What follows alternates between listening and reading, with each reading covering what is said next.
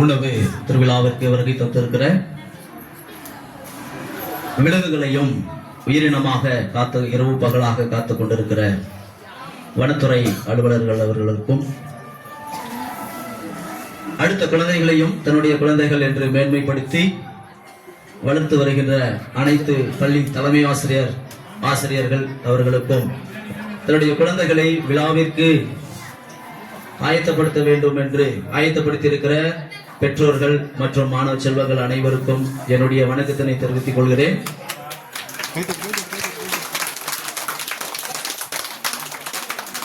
நன்றி. யார் யார் வீட்டிலாம் தாத்தா பாட்டி இருக்கிறாங்க? தாத்தா பாட்டி இருக்கிற வீட்டுல யார் யார் வீட்டிலாம் தாத்தா பாட்டி இருக்கிறாங்களோ அவங்க எல்லாருமே மருத்துவரை தன் வீட்டுல வச்சிருக்கிறோம்னு அர்த்தம். நல்லா யோசிச்சு பாருங்க. பேரண்ட்ஸ் எல்லாருமே யோசிச்சு பார்க்கணும். நாம நினைப்போம் பெற்றோர்கள் பெரியவங்க வீட்டுல இருந்தா அப்படின்னு சொன்னா நமக்கு ஒரு சுமையா இருக்கும்னு நினைப்போம். நிச்சயமா சுமையெல்லாம் கிடையாது. அவங்கதான் மருத்துவர், முதல் மருத்துவர். நம்ம குழந்தைகளுக்கு எல்லாமே அவங்கதான் மருத்துவர். ஒரு தலைவலின்னு சொன்னா தாத்தா வந்து மருத்துவம் பார்ப்பாரு, உண்மையா இல்லைங்களா?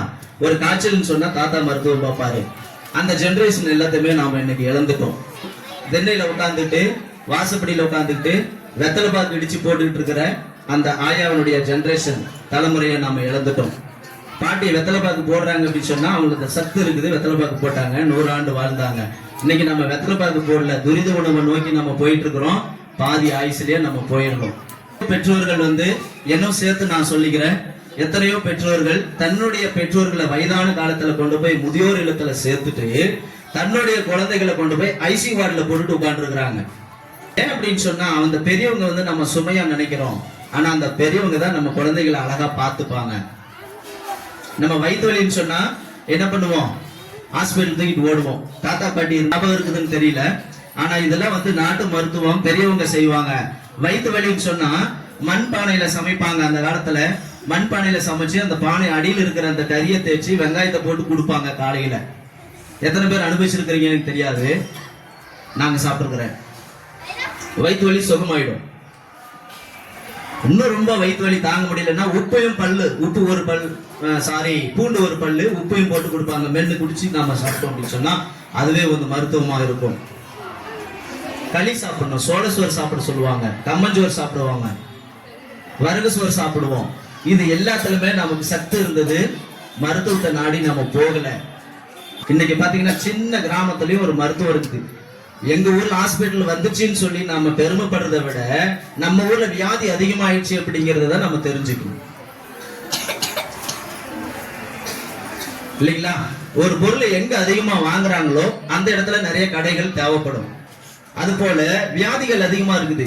வியாதிகள் அதிகமா வருது அப்படின்னு சொன்னா நம்ம பாரம்பரிய உணவுகளை நம்ம மறந்துட்டோம். பாரம்பரிய உணவு நம்ம இடத்துல இல்ல. அன்னைக்கு தாத்தா பாட்டி காலத்துல ஊத்து தண்ணீர் குடிச்சாங்க, உயிரோடு வாழ்றதுக்கு 100 வருஷம் வாழ்ந்தாங்க.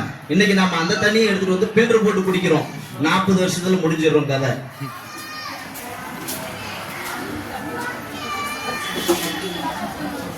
நம்ம இங்க இந்த உணவு திருவிழாவை நம்ம சிறப்புரை ஆற்றுறதை விட வாழ்த்துறை ஆற்றுறதுதான் மிக மகிழ்ச்சியான ஒரு தருணம் நினைக்கிறேன்.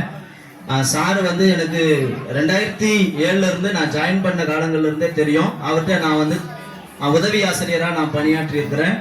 உதவி ஆசிரியரா பணியாற்ற காலங்கள்ல இருந்து இந்த காலம் வரையும் அவரு வயசுல நான் சின்னவன் தான் இருந்தாலும் அந்த நட்பு மாறாம எல்லா விசேஷங்களுக்கும் எல்லா நிகழ்ச்சிகளுக்கும் கூப்பிட்டுருவாரு. அதற்காக நான் முதல்ல நன்றியை தெரிவிச்சுக்கிறேன். ஏன்னா நிறைய விஷயங்கள் அவரை வந்து நான் ரோல் மாடலா எடுத்துதான் இன்றைக்கும் நான் ஒரு பள்ளியில தலைமை ஆசிரியரா இருக்கிறேன் அப்படின்னு சொன்னா நிறைய விஷயங்கள் அவரோட ரோல் மாடலா நான் எடுத்து செயல்படுறதுதான் உண்மை. அவருக்கு நான் வாழ்த்துறை வழங்கவோ வாழ்த்துக்களை தெரிவிக்கவோ எனக்கு வயசு இல்லை. அவரை வணங்கிதான் சொல்ல முடியும். இந்த உணவு திருவிழாவை ஏன் ஒரு முக்கியத்துவம் எடுத்து செய்யறாரு அப்படின்னு சொன்னா இதுதான் வந்து அடுத்த தலைமுறை. இந்த தலைமுறைகிட்ட நம்ம விதைச்சாதான் அடுத்து அடுத்து அடுத்து அந்த வந்து நல்ல ஒரு விதையா விட்டு பழம் விட்டு அது காய்க்கும். இங்க விதைக்கும் போதுதான் அந்த கனி கொடுக்கிற அந்த பழம் மீண்டும் விதையா மாறும்போது அதுவும் வந்து என்ன பண்ணும்?